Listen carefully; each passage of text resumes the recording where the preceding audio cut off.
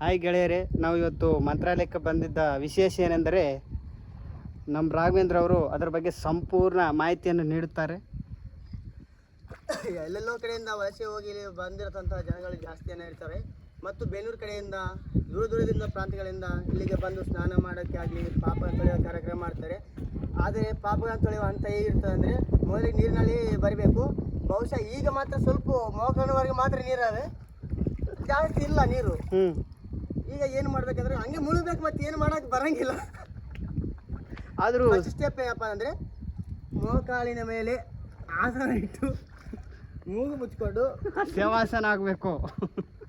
ಎಲ್ಲವೂ ಒಂದು ಒಂದು ಚಾನಲೇ ಕುಡಿದಿಡೆ.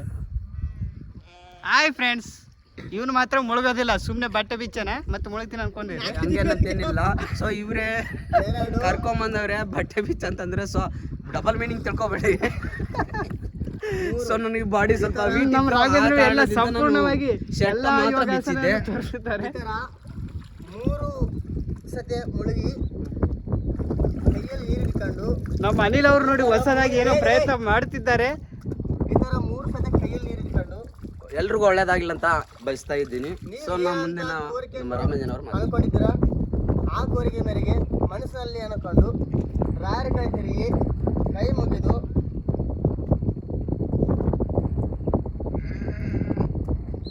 ನಾಗೇಶ್ವರನ ಪುಣ್ಯ ಅಲ್ಲ, ನಾವು ಗಂಗಮ್ಮ ತಾಯಿಯನ್ನು ಕೂಡ ನಾವು ಈ ಥರ ಕೈ ಪೂಜೆ ಮಾಡ್ಬೋದು. ಇಲ್ಲಿಗೆ ನಮ್ಮ ಸಂಚಿಕೆ ಮುಕ್ತಾಯಗೊಂಡಿತು. ಆದ ನಂತರ ನಮ್ಮ ಅವರು ಕಂಟಿನ್ಯೂ ಮಾಡ್ತಾರೆ ಮುಂದಿನ ಸಂಚಿಕೆ. ನಮ್ಮ ಅನಿಲ್ ಅವರು ಏನೋ ಹೇಳ್ಬೇಕಂತ ಸರ್ ನನ್ನ ಮುಂದಿನ ಭಾಗದಲ್ಲಿ ಪಾಲ್ಗೊಳ್ಳುತ್ತೆ. ಇಲ್ಲಿ ನಮ್ಮ